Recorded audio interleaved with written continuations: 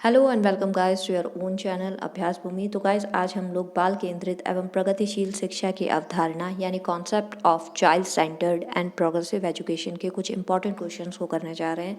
उससे पहले गाइस अगर आपने चैनल को सब्सक्राइब नहीं किया है तो प्लीज़ कर दीजिए और साथ ही साथ बेल आइकन को भी प्रेस कर दीजिए जिससे आपको आने वाली वीडियोज़ की नोटिफिकेशन सबसे पहले मिल सकें। शुरू करते हैं गाइस। आज का पहला सवाल, एक बाल केंद्रित कक्षा में बच्चे सामान्यतः सीखते हैं तो किससे सीखते हैं गाइस? ऑप्शन नंबर 1 व्यक्तिक और सामूहिक दोनों रूपों में, ऑप्शन नंबर 2 मुख्य रूप से शिक्षक से, या फिर ऑप्शन नंबर 3 व्यक्तिक रूप से, या फिर ऑप्शन नंबर 4 समूहों में। तो बाल केंद्रित कक्षा में क्या लगता है गाइस आपको, बच्चे सामान्यतः किससे सीखते होंगे? तो जी हाँ गाइज, अगर आप ऑप्शन नंबर 1 के साथ जा रहे हैं तो आप बिल्कुल सही हैं। व्यक्तिक और सामूहिक दोनों रूपों से बाल केंद्रित शिक्षा को करवाने का उद्देश्य यही है कि बच्चे जितना हो सके उतना सीखे। इसी के साथ आगे बढ़ते हुए अगला क्वेश्चन आपके स्क्रीन पर जॉन ड्यूवी द्वारा समर्थित लैब विद्यालय के उदाहरण हैं। तो जॉन ड्यूवी ने कौन सा समर्थन दिया होगा, कौन से विद्यालय को समर्थन दिया होगा गाइस? क्या लगता है आपको? ऑप्शन नंबर 1 पब्लिक विद्यालय, ऑप्शन नंबर 2 सामान्य विद्यालय, या ऑप्शन नंबर 3 फैक्ट्री विद्यालय, या ऑप्शन नंबर 4 प्रगतिशील विद्यालय। तो जी हाँ गाइज, अगर आप ऑप्शन नंबर 4 के साथ जा रहे हैं तो आप बिल्कुल सही हैं, प्रगतिशील विद्यालय। इसी के साथ आगे बढ़ते हुए गाइस अगला क्वेश्चन आपकी स्क्रीन पर, बाल केंद्रित शिक्षा का समर्थन निम्नलिखित में से किस विचारक द्वारा किया गया? तो बाल केंद्रित शिक्षा यानी चाइल्ड सेंटर्ड एजुकेशन की बात हो रही है, तो कौन से विचारक ने इसका समर्थन किया होगा गाइस? क्या लगता है आपको? Option number 1 Erik Erikson, option number 2 Charles Darwin, या ऑप्शन नंबर 3 BF स्किनर, या फिर ऑप्शन नंबर 4 जॉन ड्यूवी। तो जी हाँ गाइज, अगर आप किसके साथ जा रहे हैं, ऑप्शन नंबर 4 के साथ जा रहे हैं यानी जॉन ड्यूवी के साथ जा रहे हैं, तो आप बिल्कुल सही हैं। इसी के साथ गाइज आगे बढ़ते हुए अगला क्वेश्चन आपके स्क्रीन पर, निःशुल्क एवं अनिवार्य शिक्षा का अधिकार 2000 में अनिवार्य शब्द का अर्थ है। तो अनिवार्य यानी नेसेसरी, क्या लगता है गाइस क्या अर्थ हो सकता है यानी मीनिंग हो सकता है इसका? ऑप्शन नंबर 1 केंद्र सरकार दाखिले, उपस्थिति और प्रारंभिक शिक्षा की पूर्णता को सुनिश्चित करेगी, ऑप्शन नंबर 2 उचित सरकारें दाखिले, उपस्थिति और प्रारंभिक शिक्षा की पूर्णता को सुनिश्चित करेंगी, या ऑप्शन नंबर 3 दंडात्मक कार्य से बचने के लिए अपने बच्चों को विद्यालय भेजने के लिए अभिभावकों पर अनिवार्य रूप से जोर डाला गया है, या फिर ऑप्शन नंबर 4 अनिवार्य शिक्षा सतत परीक्षण के माध्यम से प्रदान की जाएगी। तो क्या लगता है गाइस, अगर आप ऑप्शन नंबर 2 के साथ जा रहे हैं यानी उचित सरकारें दाखिले, उपस्थिति और प्रारंभिक शिक्षा की पूर्णता को सुनिश्चित करेंगी, तो आप बिल्कुल सही हैं यानी option number 2 is the right answer.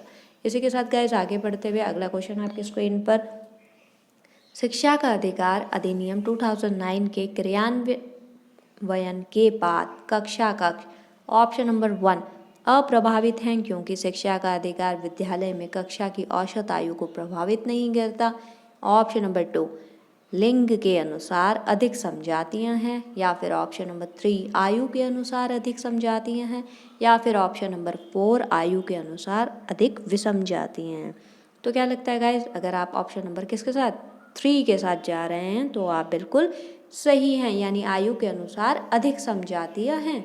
इसी के साथ आगे बढ़ते हुए अगला क्वेश्चन आपके स्क्रीन पर, भारत सरकार ने प्राथमिक विद्यालयों के लिए मध्याह्न भोजन योजना प्रारंभ की है। निम्नलिखित में से कौन सा अभिप्रेरणात्मक सिद्धांत इस योजना का समर्थन करता है? तो कौन सा अभिप्रेरणात्मक सिद्धांत समर्थन करता होगा गाइस? ऑप्शन नंबर 1 संज्ञानात्मक, ऑप्शन नंबर 2 मानवीय, ऑप्शन नंबर 3 व्यवहारवादी, या ऑप्शन नंबर 4 समाज संस्कृति। क्या लगता है गाइस आपको? जी हाँ गाइस, अगर आप ऑप्शन नंबर 2 यानी मानवीय के साथ जा रहे हैं तो आप बिल्कुल सही हैं। इसी के साथ आगे बढ़ते हुए गाइस अगला क्वेश्चन आपके स्क्रीन पर, प्रगतिशील शिक्षा के संदर्भ में समान शैक्षिक अवसर से अभिप्राय है कि सभी छात्र ऑप्शन नंबर 1 बिना किसी भेद के समान पद्धतियों व सामग्रियों से शिक्षा प्राप्त करें, ऑप्शन नंबर 2 ऐसी शिक्षा पाएं जो उनके लिए अनुकूलतम हो तथा उनके भविष्य के कार्यों में सहायक हो, या ऑप्शन नंबर 3 किसी भी जाति, पंथ, रंग, क्षेत्र व धर्म के होते हुए भी समान शिक्षा प्राप्त करें, या फिर ऑप्शन नंबर 4 समान शिक्षा पाने के बाद अपनी क्षमताओं को सिद्ध कर सकें। तो क्या लगता है गाइस आपको, जी हाँ गाइज, अगर आप ऑप्शन नंबर किसके साथ 2 के साथ जा रहे हैं तो आप बिल्कुल सही हैं। ऐसी शिक्षा पाएं जो उनके लिए अनुकूलतम हो तथा उनके भविष्य के कार्यों में सहायक हो। इसी के साथ गाइज आगे बढ़ते हुए अगला क्वेश्चन आपकी स्क्रीन पर, प्रगतिशील शिक्षा निम्नलिखित में से किस कथन से संबंधित है? तो क्या लगता है गाइज आपको? ऑप्शन नंबर 1, शिक्षक सूचना और प्राधिकार से प्रवर्तक होते हैं। ऑप्शन नंबर 2, ज्ञान प्रत्यक्ष अनुभव और सहयोग से प्राप्त उत्पन्न होता है। या ऑप्शन नंबर 3, अधिगम तथ्यों के एकत्रीकरण और कौशल में प्रवीणता के साथ सीधे मार्ग पर चलता है। या ऑप्शन नंबर 4, परीक्षा मानदंड संदर्भित और बाह्य है। तो क्या लगता है गाइस आपको? प्रगतिशील शिक्षा निम्नलिखित में से किस कथन से रिलेट करता होगा? कौन सा कथन होगा जो बिल्कुल सही होगा? तो जी हाँ गाइज, अगर आप ऑप्शन नंबर 2 के साथ जा रहे हैं तो आप बिल्कुल सही हैं। ज्ञान प्रत्यक्ष अनुभव और संयोग से ही प्राप्त या उत्पन्न होता है। ठीक है गाइज, इसी के साथ आगे बढ़ते हुए अगला क्वेश्चन आपकी स्क्रीन पर, एक शिक्षार्थी केंद्रित कक्ष में अध्यापिका करेगी। तो एक बाल केंद्रित कक्षा कक्ष है यानी चाइल्ड सेंटर क्लास है, उसमें अध्यापिका क्या करेगी? क्या लगता है आपको? ऑप्शन नंबर 1, अधिगम को सुगम बनाने के लिए बच्चों को एक दूसरे के साथ अंकों के लिए मुकाबला करने हेतु प्रोत्साहित करना। क्या लगता है गाइस, ये सही है? नहीं, मुझे तो नहीं लगता। ऑप्शन नंबर 2, मुख्य तथ्यों की व्याख्या करने के लिए व्याख्यान पद्धति का प्रयोग करना और बाद में शिक्षार्थियों का उनकी सजगता से के लिए आकलन करना। सही है गाइस ये आकलन करना। या फिर ऑप्शन नंबर 3, वह अपने विद्यार्थियों से जिस प्रकार की अपेक्षा करती है उसे प्रदर्शित करना और तब बच्चों को वैसा करने के लिए दिशा निर्देशन देना। या फिर ऑप्शन नंबर 4, इस प्रकार की पद्धतियों को नियोजित करना जिसमें शिक्षार्थी अपने स्वयं के अधिगम के लिए पहल करने में प्रोत्साहित हो। तो जी हाँ गाइज, ऐसी कोई भी कंडीशन जहाँ पे बच्चे को प्रोत्साहन मिल रहा है, हमारे लिए सबसे बेस्ट एंड अप्रोप्रिएट ऑप्शन वही है। तो जी हाँ guys, option number 4 is the right answer. इस प्रकार की पद्धति का नियोजित करने की जिसमें शिक्षार्थी अपने स्वयं के अधिगम के लिए पहल करने में प्रोत्साहित हों। इसी के साथ गाइज आगे बढ़ते हुए अगला क्वेश्चन आपके स्क्रीन पर, बाल केंद्रित कक्षा की एक प्रमुख विशेषता है कि उसमें ऑप्शन नंबर 1, शिक्षक की भूमिका ज्ञान को सीखने के लिए प्रस्तुत करना है और शिक्षार्थियों का मानक मापदंडों पर आकलन करना है। या ऑप्शन नंबर 2, शिक्षक के मार्गदर्शन से शिक्षार्थियों को अपनी स्वयं की समझ का निर्माण करने के लिए उत्तरदायी बनाया जाता है। या ऑप्शन नंबर 3, शिक्षक के द्वारा बल प्रयोग और मनोवैज्ञानिक नियंत्रण होता है जो अधिगम पथ और बच्चों के व्यवहार को निर्धारित करता है। या फिर ऑप्शन नंबर 4, शिक्षक बच्चों के लिए व्यवहार के समरूप तरीकों का निर्धारित करता है और जब वे उसका पालन करते हैं तो उन्हें उपयुक्त पुरस्कार देता है। तो क्या लगता है गाइस आपको, बाल केंद्रित कक्षा की एक प्रमुख विशेषता क्या हो सकती है इनमें से?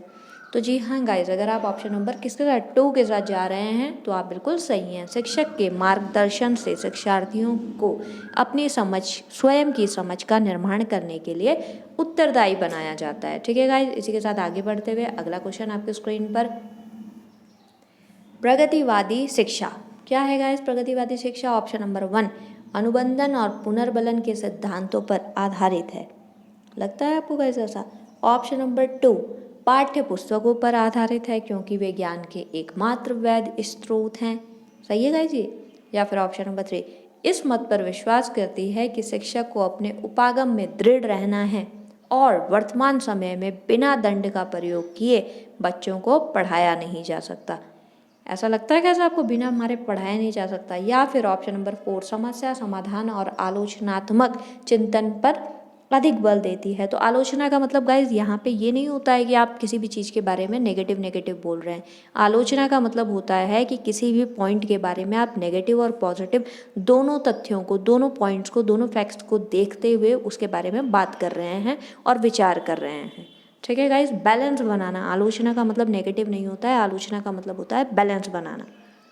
ठीक है गाइज, तो जी हाँ, प्रगतिवादी शिक्षा यानी option number 4 is the right answer. समस्या समाधान यानी प्रॉब्लम सॉल्विंग और आलोचनात्मक चिंतन यानी आप उसके बारे में थिंकिंग कर रहे हैं। ठीक है, इस चीज़ पे अधिक बल देती है। इसी के साथ गाइस आगे बढ़ते हुए अगला क्वेश्चन आपकी स्क्रीन पर, अधिगमकर्ता केंद्रित विधि का आशय है। क्या लगता है गाइस आपको? ऑप्शन नंबर 1 कि शिक्षक अधिगमकर्ता के लिए स्वयं निष्कर्ष निकाल देते हैं। ऑप्शन नंबर 2 परंपरागत व्याख्यात्मक विधियाँ, या फिर ऑप्शन नंबर 3 उन विधियों को अपनाना जिनमें शिक्षा मुख्यकर्ता पात्र होता है, या ऑप्शन नंबर 4 वे विधियाँ जहाँ अधिगम में अधिगमकर्ता की अपनी पहल तथा प्रयास सम्मिलित होते हैं। तो जी हाँ गाइस, पहली जहाँ पे पहल आ जाए और प्रयास आ जाए तो बिल्कुल सही है, यानी option number 4 is the right answer. वे विधियाँ जहाँ अधिगम में अधिगमकर्ता की अपनी पहल तथा प्रयास सम्मिलित होते हैं। इसी के साथ गाइस आगे बढ़ते हुए अगला क्वेश्चन आपकी स्क्रीन पर, प्रगतिशील शिक्षा में अपरिहार्य की है कि कक्षा कक्ष ऑप्शन नंबर 1 सत्तावादी होता है जहाँ शिक्षक आदेश देता है और शिक्षार्थी चुपचाप अनुसरण करते हैं। लगता है गाइस आपको ऐसा? मुझे नहीं लगता है। इसी के साथ आगे बढ़ते हुए अगला ऑप्शन आपकी स्क्रीन पर है, सबके लिए मुक्त होता है जिसमें शिक्षक अनुपस्थित होता है। अगर शिक्षक ही अनुपस्थित हो जाएगा गाइस तो पढ़ाएगा कौन? ठीक है। इसी के बाद अगला ऑप्शन देखते हैं, शिक्षक के पूर्ण नियंत्रण में होता है जिसमें वह अधिनायकवादी होता है। अरे बाप रे, ये तो ऑप्शन हो ही नहीं सकता। या फिर ऑप्शन नंबर 4 लोकतांत्रिक होता है और समझने के लिए बच्चों को पर्याप्त स्थान दिया गया होता है। तो जी हाँ सही है गाइस, लोकतांत्रिक होता है और समझने के लिए बच्चों को पर्याप्त स्थान दिया गया होता है, यानी 13 का ऑप्शन नंबर 4 राइट आंसर है।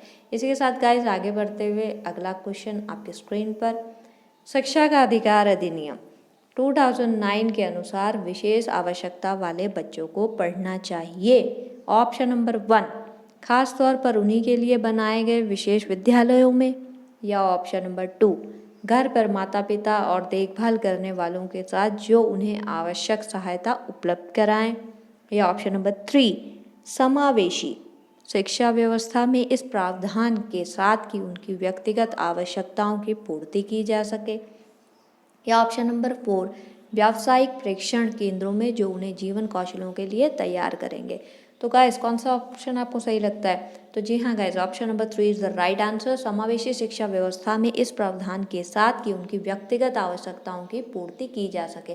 गाइस बाल केंद्रित शिक्षा का उद्देश्य यही है कि हर बच्चे पर बराबर ध्यान दिया जा सके। आप किसी भी बच्चे को छोड़कर नहीं चल सकते कि भाई ये बच्चा कमज़ोर है या ये बच्चा ज़्यादा तेज है।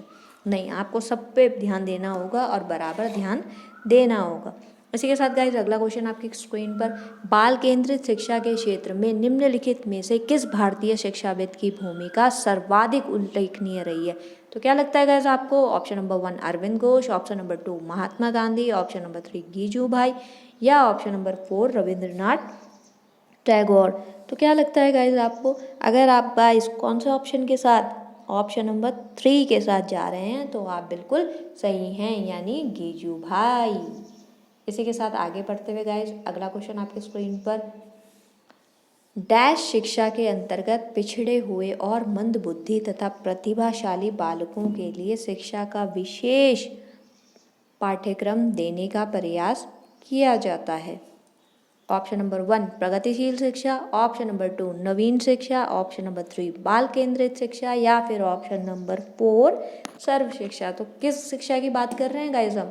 ऑब्वियस सी बात है, बाल केंद्रित शिक्षा की बात कर रहे हैं, तो बाल केंद्रित शिक्षा ही इसका सही आंसर होगा, यानी क्वेश्चन नंबर 16 का राइट आंसर क्या है? ऑप्शन नंबर 3 बाल केंद्रित शिक्षा।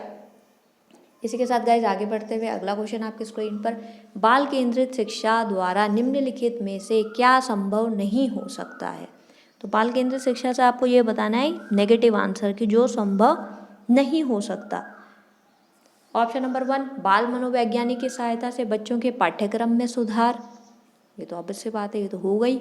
ऑप्शन नंबर 2 प्रत्येक बालक पर शिक्षक द्वारा विशेष ध्यान दिया जाना, ये भी है, ये तो संभव है, इसीलिए तो बनाया गया है। ऑप्शन नंबर 3 प्रत्येक बालक पर पृथक रूप से ध्यान नहीं दिया जाना, ये तो गलत है गाइस, ये तो पहले ही पता चल गया। फिर भी एक बार ऑप्शन नंबर 4 देख लेते हैं, प्रत्येक बालक की विशेष आवश्यकताओं को समझना। तो तीनों ऑप्शन राइट हैं गाइस, ऑप्शन नंबर 3 को छोड़कर। ठीक है गाइस, तो इसी के साथ आगे बढ़ते हुए यही आपका राइट आंसर है, यानी प्रत्येक बालक पर प्रत्येक रूप से ध्यान नहीं दिया जाना।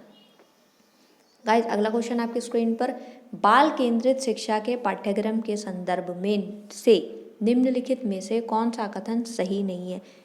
तो गाइज जो चाइल्ड सेंटर एजुकेशन है उसमें जो पाठ्यक्रम है यानी क्यूरिकुलम जो भी है आपका, उसके संदर्भ में कौन सा कथन सही नहीं है, यानी आपको नेगेटिव आंसर छांटना है गाइज, इस बात का ध्यान रखिएगा। देखते हैं गाइज, ऑप्शन नंबर 1, पाठ्यक्रम का विकास व्यक्तिगत विभिन्नताओं, प्रेरणाओं, मूल्यों एवं सीखने के सिद्धांतों के मनोवैज्ञानिक ज्ञान के आधार पर किया जाना चाहिए। ठीक है गाइज, ये चीज़ समझ में आई आपको। उसके बाद अगला ऑप्शन है आपका, पाठ्यक्रम बनाने में शिक्षक यह ध्यान रखता है कि शिक्षार्थी की और समाज की क्या आवश्यकताएं हैं और सीखने की कौन सी क्रियाओं से ये आवश्यकताएं सर्वोत्तम रूप से पूर्ण हो सकती हैं। ठीक है गाइज। या फिर ऑप्शन नंबर 3, पाठ्यक्रम बनाते समय शिक्षक की आवश्यकताओं एवं विद्यालय में उपलब्ध सुविधाओं का ध्यान रखा जाना चाहिए। या फिर ऑप्शन नंबर 4, क्रियात्मक होने के लिए प्रत्येक पाठ्यक्रम एक समुचित मनोवैज्ञानिक पर आधार स्थापित हो। क्या लगता है गाइस आपको, कौन सा ऑप्शन सही हो सकता है? जी हाँ गाइज, अगर आप नेगेटिव आंसर ढूंढना है ना गाइज आपको, तो जी हाँ गाइज, अगर आप ऑप्शन नंबर 3 के साथ जा रहे हैं तो आप बिल्कुल सही हैं। पाठ्यक्रम बनाते समय शिक्षक की आवश्यकताओं एवं विद्यालय में उपलब्ध सुविधाओं का ध्यान रखा जाना चाहिए। तो ये नेगेटिव आंसर है, इसे हमने रिमूव कर दिया। इसी के साथ गाइज आगे बढ़ते हुए अगला क्वेश्चन आपकी स्क्रीन पर, बालकों को प्रेरित करने के लिए उन्हें महापुरुषों की जीवनी, प्रेरणादायी नाटक एवं उत्कृष्ट वैज्ञानिकों इत्यादियों के बारे में बताना चाहिए। यह निम्न में से किस सिद्धांत के अंतर्गत आता है? महान लोगों के बारे में बच्चों को बताना। तो क्यों बताया जा सकता है गाइज? ऑप्शन नंबर 1, प्रेरणा का सिद्धांत, ऑप्शन नंबर 2, लोकतांत्रिक सिद्धांत, या फिर ऑप्शन नंबर 3, सर्वांगीण विकास का सिद्धांत, या ऑप्शन नंबर 4, चयन का सिद्धांत। तो क्या लगता है गाइज आपको, आप किसी भी बच्चे को महापुरुष के बारे में क्यों बताते हैं? ऑब्वियस सी बात है गाइज, उसे प्रेरणा देने के लिए कि देख बेटा, आप मोटिवेट होगे तो भविष्य में आप अच्छे काम करोगे। ठीक है, यानी option number 1 is the right answer. इसी के साथ गाइज आगे बढ़ते हुए अगला क्वेश्चन आपके स्क्रीन पर, प्रगतिशील शिक्षा के अंतर्गत बालक आत्मानुशासन के विकास के लिए किस बात पर जोर दिया जाना चाहिए? तो ऑप्शन नंबर 1, अनुशासन बनाए रखने के लिए सख्त आदेश, ऑप्शन नंबर 2, बालकों में उत्तरदायित्व की भावना के विकास पर, ऑप्शन नंबर 3, प्रगतिशील शिक्षा के अंतर्गत आत्मानुशासन के विकास पर जोर नहीं दिया जाता, या ऑप्शन नंबर 4, आत्मानुशासन के लिए विभिन्न दृष्टांतों द्वारा बालकों को समझाने पर। क्या लगता है गाइज आपको? जी हाँ guys, option number 2 is the right answer, यानी बालकों में उत्तरदायित्व की भावना के विकास पर। इसी के साथ गाइज आगे बढ़ते हुए अगला क्वेश्चन आपके स्क्रीन पर, प्रोजेक्ट प्रणाली का प्रयोग निम्नलिखित में से किस शिक्षा पद्धति के अंतर्गत किया जाता है? यानी ऑप्शन नंबर 1, पारंपरिक शिक्षा, ऑप्शन नंबर 2, प्रगतिशील शिक्षा, ऑप्शन नंबर 3, वैदिक शिक्षा, या ऑप्शन नंबर 4, इनमें से कोई नहीं। तो क्या लगता है गाइज आपको? ऑब्वियस सी बात है, जब प्रोजेक्ट प्रणाली की बात आ रही है तो प्रोजेक्ट प्रणाली किसके लिए होगी? प्रगतिशील शिक्षा के लिए होगी। तो option 2 is the right answer. इसी के साथ गाइज आगे बढ़ते हुए अगले क्वेश्चन की तरफ, बाल केंद्रित शिक्षा के लिए निम्नलिखित में से कौन सा कारक आधार है? क्या लगता है गाइज आपको? ऑप्शन नंबर 1, व्यक्तिगत अंतर, ऑप्शन नंबर 2, बाल अधिकार, ऑप्शन नंबर 3, बच्चों की निःशुल्क और अनिवार्य शिक्षा का अधिकार अधिनियम 2009, या ऑप्शन नंबर 4, सभी बच्चे सभी संदर्भों में समान होते हैं। क्या लगता है गाइज आपको? जी हाँ guys, option number 3 is the right answer, यानी बच्चों की निःशुल्क और अनिवार्य शिक्षा का अधिकार अधिनियम 2009। इसी के साथ गाइज आज की क्लास एंड होती है। Thank you guys, like share and subscribe करने के लिए। जय महादेव।